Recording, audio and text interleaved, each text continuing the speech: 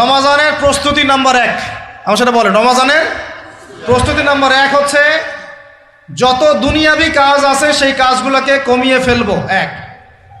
দুনিয়াবি কাজগুলো কি করব?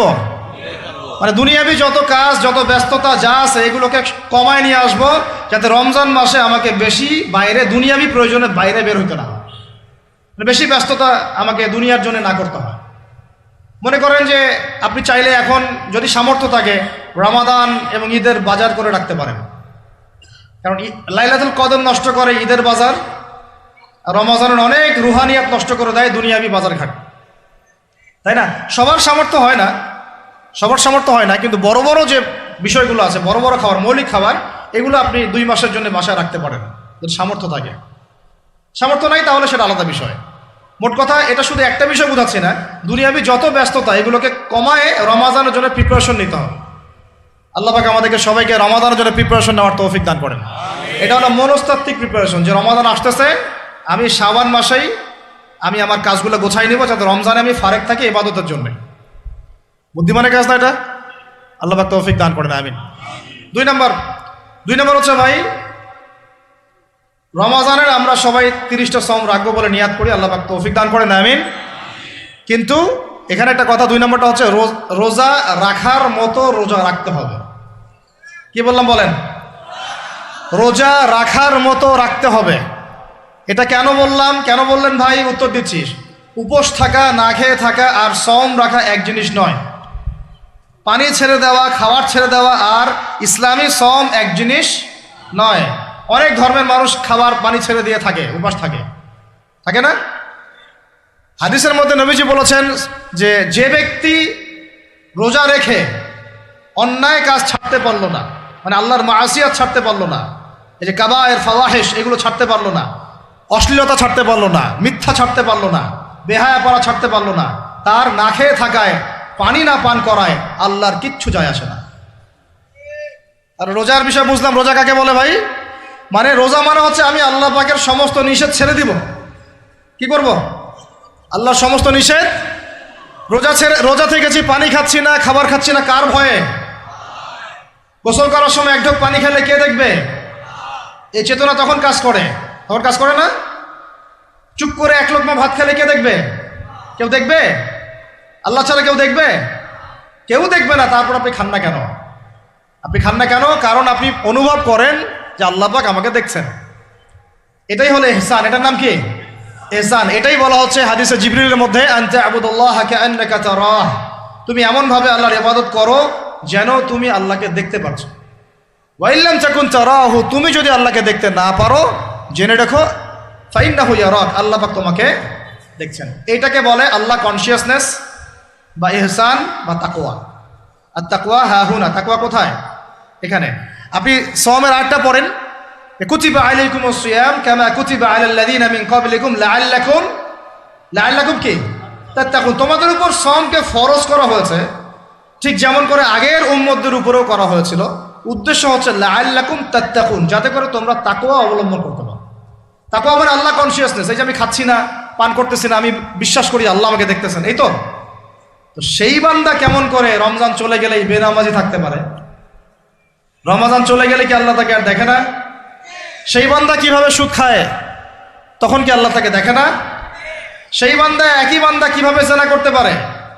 মেয়েকে নিয়ে কেমন করে বাইকে ঘুরতে পারে? কেমন করে গায়রা মাহরামের সাথে আমরা করতে পারি, ফ্রি মিক্সিং করতে পারি? কেমন করে সে সমকামিতার দিকে ধাবিত হতে পারে? কেমন করে সে জুয়া খেলতে পারে? কেমন করে সে মাদক খাইতে পারে? কেমন করে সে আল্লাহ দ্রোহী আইন বাস্তবায়ন করতে পারে? যদি সে এই চেতনা থাকে যে আল্লাহ আমাকে দেখছেন, এই চেতনাটাকে বদ্ধমূল করার জন্যই রমাজান আসে। বলেন সুবহানাল্লাহ। আমি বুঝাতে পারলাম রোজা রাখার উদ্দেশ্যটা কি? ওই জিনিসটাকেই আমাদের ভিতরে ইনস্টল করাই হলো উদ্দেশ্য। লাআল্লাকুম, অবশ্যই বলেন লাআল্লাকুম তাত্তাকুন। তাকওয়া কি কিনতে পাওয়া যায় বাজারে? এই যে আল্লাহ পাক আমাকে দেখছেন, আমি খাবো না, আল্লাহ আমাকে দেখছেন, আমি পান করতে পারবো না, আমার রেস্ট্রিকশন আছে, পিপাসায় গলা ফেটে যাচ্ছে একেবারে রোদের মধ্যে, তাও খাচ্ছি না কেন? কার ভয়ে? ওইটাই জীবনের সব ক্ষেত্রে বাস্তবায়ন করার জন্যই রমজান আসে। বুঝাতে পারি নাই মনে হয়? ওই চেতনাটাই, একই চেতনাটাই জীবনের সবগুলো কাজে বাস্তবায়ন করার জন্য কি আসে? রমাদানের সওম আসে। আমরা শুধু রোজার ফজিলত নিয়ে বয়ান করি, রোজা রাখলে 70 গুণ নাকি হবে না, 70 গুণ হবে, 700 গুণ বাড়াই দিবে। মূল কথা ফজিলত তো ফজিলত পাবোই, মূল কথা এইটা, তাকেও অবলম্বন করতে হবে। আল্লাহ পাক আমাদেরকে তৌফিক দান করেন। কয়টা বলছি বলেন ভাই? 2টা মনে থাকবে।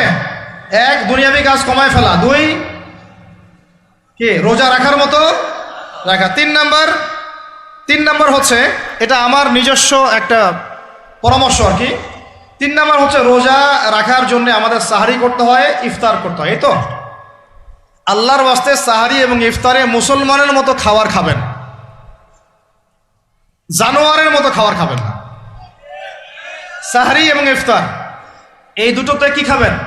মুসলমানের, মুমিনের মতো খাবার খাবেন, জানোয়ারের মতো খাবার খাবেন না। আল্লাহ পাক বোঝার তৌফিক দান করেন। মানে আমরা কিন্তু সাহারিতে কি করি জানেন? 7 পেট খাই। কয় পেট? নবীজি বলেছেন খাবে পেটের 1 ভাগ খাবার, 1 ভাগ পানি, 1 ভাগ, আবার বলি 1 ভাগ খাবার, 1 ভাগ পানি, 1 ভাগ। কার পেট খালি আছে এখন খাওয়ার সময় খাওয়ার টেবিলে? আমাদের ওস্তাদরা বলেন যে মুসলিম উম্মাহ, আমাদের ওস্তাদরা বলেন যে মুসলিম উম্মাহ খাবার টেবিলে হেরে গেছে, সে কখনো জিহাদের মাঠে জিততে পারবে না। বুঝতে পারেন নাই? বুঝতে পারলাম না মনে হয়। যারা খাওয়ারের টেবিলেই হেরে গেছি, এখানেই তো আপনি সুন্নাহ মাফিক খাইতে পারতেছেন না, প্রবৃত্তির কাছে হেরে গেলেন, গপ গপ গপ গপ করে খাচ্ছি 7 পেট ভর্তি করে। এখানে তো খাবারের সামনেই হেরে গেলাম, প্রবৃত্তির সামনে। সে আবার কাফেরদের সাথে জিতবে কেমনে? জিতবে আগে নিজের প্রবৃত্তির উপর জিহাদে তো জিততে হবে। আমার মন চাচ্ছে যে না করি, করবো না, এটার নাম জিহাদ, এটাও জিহাদ। মন চাচ্ছে সুদ খাই একটু, খাবো না, এটার নাম কি? জিহাদ। মন চাচ্ছে নামাজ না পড়ি, ঘুমায় থাকি, মন চাচ্ছে না, মন বলতেছে ঘুমাই ঘুমাই ঘুমাই, কিন্তু নামাজ পড়তে হবে। এই যে উঠলাম, অজু করলাম, গেলাম, এর নাম কি?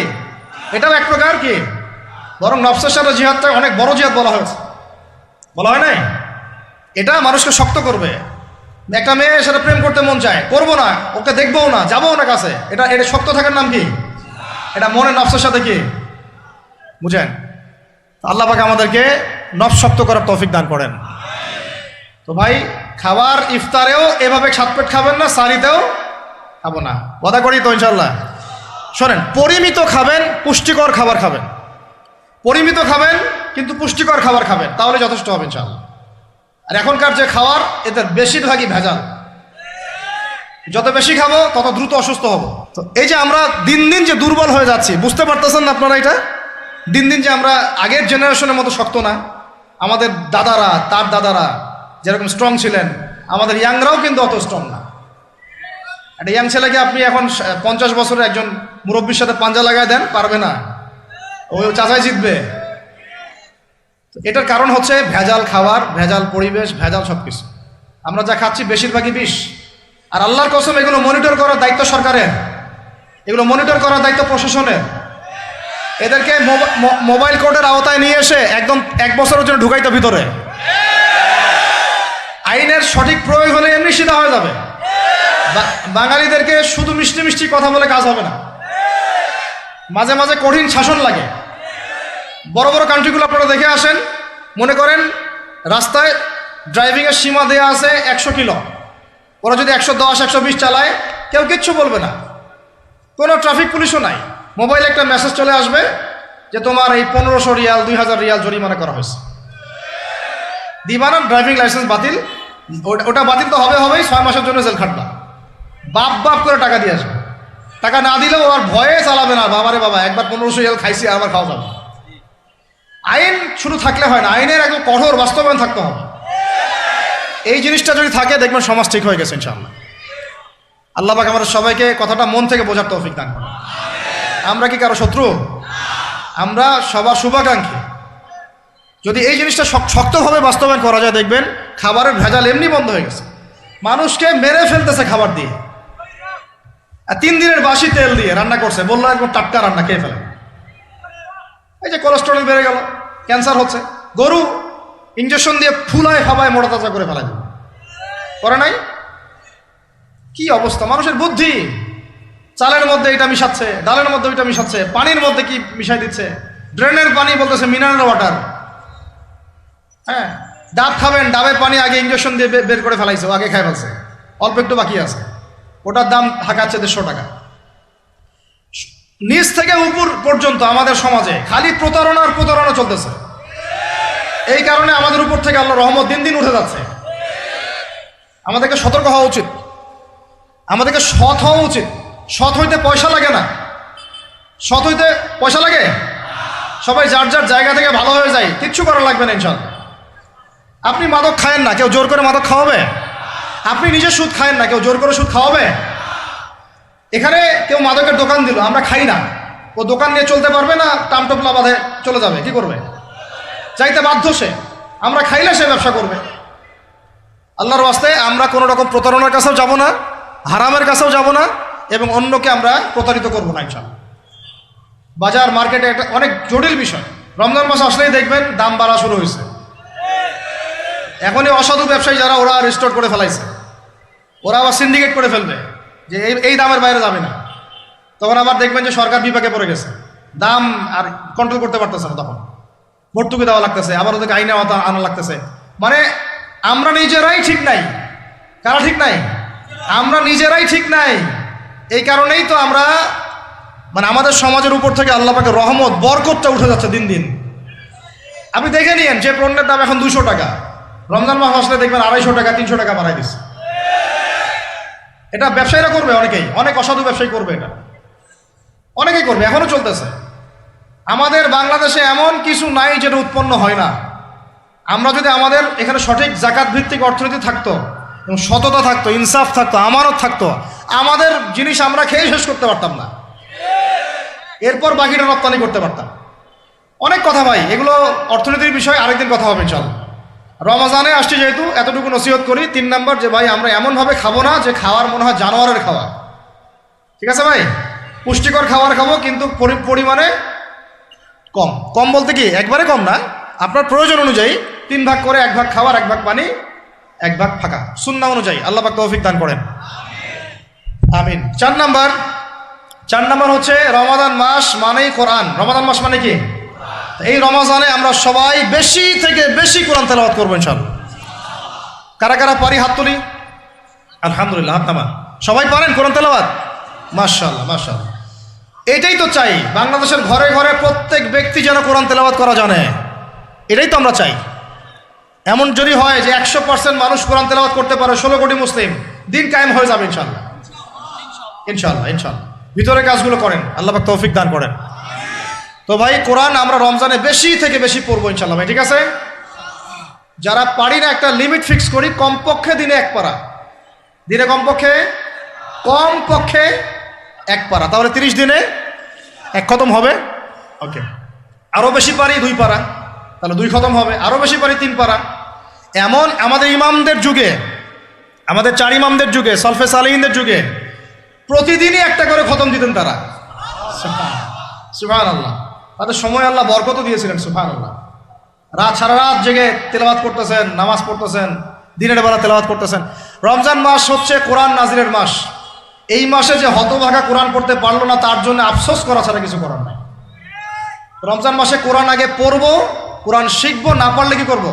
না পারলে 1 মাসে শিখবো, অন্যকে শেখাবো, কোরআনের দার্স দিব, কোরআনের মাহফিল হবে, কোরআনের তাবলিগ হবে, কোরআন নিয়ে আলোচনা হবে ইনশাআল্লাহ। আমরা জানবো কোরআনের মধ্যে কি আছে। এটা জানার সবচেয়ে উত্তম মাস হচ্ছে কি? রমাদান। আল্লাহ পাক তৌফিক দান করেন, আমিন। যারা আমরা আরবি জানি টুকটাক ভাঙাচোরা, তারা আমরা এটার অর্থ পড়বো ইনশাআল্লাহ। যারা আমরা আলেম ওলামা আছে অনেকেই, যারা ইফতা দিয়েছি, দাওরা দিয়েছি, বা আমরা তালেব ইলম ওলামা ইকরাম যারা আছে, আমরা এই কোরআনের তাফসীরগুলো পড়বো ইনশাআল্লাহ। মানে কোরআনময় রমাদান, কোরআনময় কি? এবং চেষ্টা করবেন, আমার খুব ইচ্ছা হয় যদি আল্লাহ পাক আমাকে ক্ষমতা দিতেন, তৌফিক দিতেন, আমার ইচ্ছা হয় যে রমজান মাসে বাংলাদেশের যত মসজিদ আছে সমস্ত মসজিদে কোরআন শিক্ষা ফ্রি হয়ে যাবে ইনশাআল্লাহ। ভালো উদ্যোগ না? বাংলাদেশে কত মসজিদ আছে? 1000 না লাখ? লাখ না কোটি? হয়তো কোটি কোটি মসজিদ থাকতে পারে। প্রত্যেকটা মসজিদে যদি বিনামূল্যে কোরআন শিক্ষা কার্যক্রম করা যেত রমজান মাসে, 1 মাসে আপনি দেখতেন প্রায় মিনিমাম 5 কোটি মানুষকে কোরআন শেখানো যেত। তাও হাতে কলমে, তাও কি হাতে কলমে। বই দেওয়া হতো ফ্রি, আর ওই যারা টিচার ক্লাস নেবে ওদেরকে বেতন দিব, ভাতা দিব সরকার থেকে। দেওয়া যায় না? দেওয়া যায় না? আচ্ছা, যদি গভর্নমেন্ট নাও দেয়, আপনারা জাকাত থেকে দিতে পারেন, সদকা থেকে দিতে পারেন, পারেন না? নিজেদের পকেট থেকে দিতে পারেন, নিজের ব্যবসা থেকে দিতে পারেন, এলাকা ভিত্তিক দিতে পারেন, কত উৎস আছে না? যদি এভাবে প্রত্যেকটা মসজিদ থেকে কোরআন শিক্ষা কার্যক্রম চালু করা হয় রমজান মাসে, আমরা দোয়া করি আল্লাহ পাক যেন এই কথাটা পৌঁছে দেন উপরের লেভেলে, এবং তারা উদ্যোগ নেয়। জানি না উদ্যোগ নেবে কিনা, আমাদের দায়িত্ব পৌঁছে দিলাম। তো অ্যাটলিস্ট যদি সবগুলো মসজিদও নাও হয়, প্রত্যেকটা এলাকায় যদি একটা করে মসজিদও হয়, তবুও দেখবেন কয়েক কোটি মানুষকে কোরআন শেখানো যাবে ইনশাআল্লাহ। কোরআন ছাড়া এই জাতিকে আপনি ফিরাতে পারবেন না। কোরআন ছাড়া এই যুবকদেরকে মাদক থেকে ফেরানো যাবে না। কোরআন ছাড়া এই যুবকদেরকে জেনা থেকে ফেরানো যাবে না। এই টিকটক প্রজন্ম হয়ে এরা নষ্ট হয়ে গেছে, শেষ হয়ে গেছে। বাংলাদেশে আশঙ্কাজনক হারে এখন সমকামিতা বাড়তেছে। আশঙ্কাজনক হারে এখন জেনা, ব্যভিচার, পরকীয়া এগুলো বেড়ে গেছে। মাদক দ্রব্যের কি ছয়লাভ, এই যে গুন্ডামি, মাস্তানি, ছিনতাই কারা করতেছে? যারা ইয়াং ছেলে পেলে এরা করতেছে। এদেরকে ফিরাইতে হইলে কোরআন ছাড়া কোনো গতি নাই। আইয়ামে জাহেলিয়াতের সেই মানুষগুলো কোরআনের আলোয় শ্রেষ্ঠ মানুষে পরিণত হয়েছে। কথা বুঝতে পারেন নাই? আইয়ামে জাহেলিয়াতের সেই মানুষগুলা যারা একসময় নিজের মেয়েকে দাফন করেছিল জীবন্ত। ইন্না লিল্লাহি ওয়া ইন্না ইলাইহি রাজিউন। চিন্তা করা যায়? আপনি আপনার মেয়েকে দাফন করতে পারবেন জীবন্ত? পারবেন? বলেন।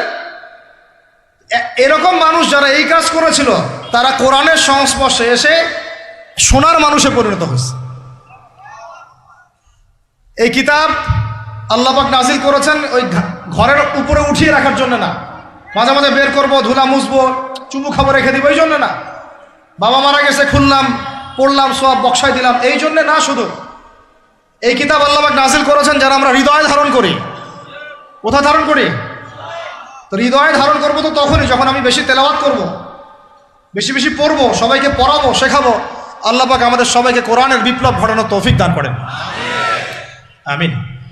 তো প্রিয় ভাইরা, 4 নম্বর কাজ, কোরআন শিখবো, পড়বো, শেখাবো, দার্স দিব। কোরআনের একদম বিপ্লব। রমজান মাসে ইনশাল্লাহ কোরআনময় রমাদান হবে ইনশাল্লাহ। রমজান মাসে অন্য কোনো বইও পড়ার দরকার নেই প্রয়োজনে। কোরআন পড়েন, হাদিস পড়েন আর কোরআন পড়েন। কোরআন এবং হাদিস, অন্য কোনো বই, বিষয়ভিত্তিক বই পড়ার দরকার নাই। আর অ্যাটলিস্ট 1 মাস আপনি না পড়েন। এরপরে আসি 5 নাম্বার। একটু বড় হয়ে যাচ্ছে যদিও, আমি সংক্ষিপ্ত করে বোঝাচ্ছি, শোনেন। 5 নাম্বার হচ্ছে রমাদান মাসে, একটু ধৈর্য ধরেন। রমাদান মাসে আমরা ফরজ ইবাদতগুলোকে সর্বোচ্চ গুরুত্ব দিব ইনশাআল্লাহ। যেমন সবার আগে কি? সালাত। এই একটাই পথ, সালাত। সালাত নাই, ইসলাম নাই। সালাত নাই, সে ব্যক্তি মুসলিম না। সোজা কথা শোনেন, সালাত অস্বীকার করে সে ব্যক্তি মুসলিম না। নবীজি বলছেন, মান তারাকা সালাতান মুতাআম্মিদান ফাকাদ কাফারা। কেউ যদি ইচ্ছা করে সালাতকে অস্বীকার করে, ছেড়ে দেয়, সে ব্যক্তি কি হয়? কাফারা, কুফরি করে। সালাত না পড়ার কারণে ইমামগণ বলেছেন তাকে মুসলমানদের কবরস্থানে দাফনও করবা না। কোন কোন ইমাম বলেছেন তাকে জানাজাও দিবা না। কোন কোন ইমাম বলেছেন তাকে জেলখানায় বন্দি করে রাখবা। কোন কোন ইমাম বলেছেন তাকে মৃত্যুদণ্ডের শাস্তি দিবা। আমি এমনি এমনি বলতেছি না, ইমামদের কওলগুলো পড়ে দেখেন। নামাজ না পড়াটা যেমন তেমন পাপ না তো, ইচ্ছা হইলে পড়লাম, ইচ্ছা হইলে পড়লাম না, এমন না। যারা নামাজি তারাও যদি নামাজে সচেতন না হয়, তাদের জন্যও শাস্তি আছে। নাউযুবিল্লাহ। ফাওয়াইলুল লিল মুসাল্লিন আল্লাযীনা হুম আন সালাতিহিম সাহুন আল্লাযীনা হুম ইউরাউনা ওয়া ইয়ামনাউনাল মাউন। এখানে বলা হচ্ছে মুসল্লিদের জন্য দুর্ভোগ, যে মুসল্লিরা নামাজ সম্পর্কে গাফেল, উদাসীন। আবার যারা মানুষকে দেখানোর জন্য নামাজ পড়ে এবং এই যে ছোটখাটো সাহায্য করতে অস্বীকৃতি জানায়, সূরা মাউন পড়েন। তাহলে মুসল্লিদের জন্য গাফেলতির যদি শাস্তি হয়, তাহলে যারা পড়ে না ওদের কি হবে বলেন? ওই যে ওই সূরাটা কি জানি নাম, মুজাম্মিল না মুদ্দাসির, হাফেজে কোরআন কে আছে? মা সালাকাকুম ফি সাকার। জাহান্নামে যখন ঢুকানো হবে, এই ফেরেশতারা জিজ্ঞাসা করবে, কিসে তোমাদেরকে জাহান্নামে নিয়ে আসলো? কি পাপ করছিলা? তারা বলবে, তখন তারা বলবে ক্বালু, তারা বলবে, ওই জাহান্নামীরা বলবে, লাম নাকু মিনাল মুসাল্লিন। কি বলবে তারা?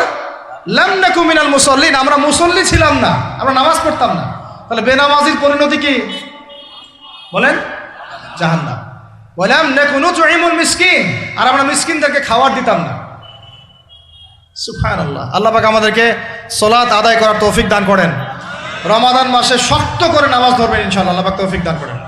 5 ওয়াক্ত নামাজ চেষ্টা করব জামাতে পড়ার জন্য।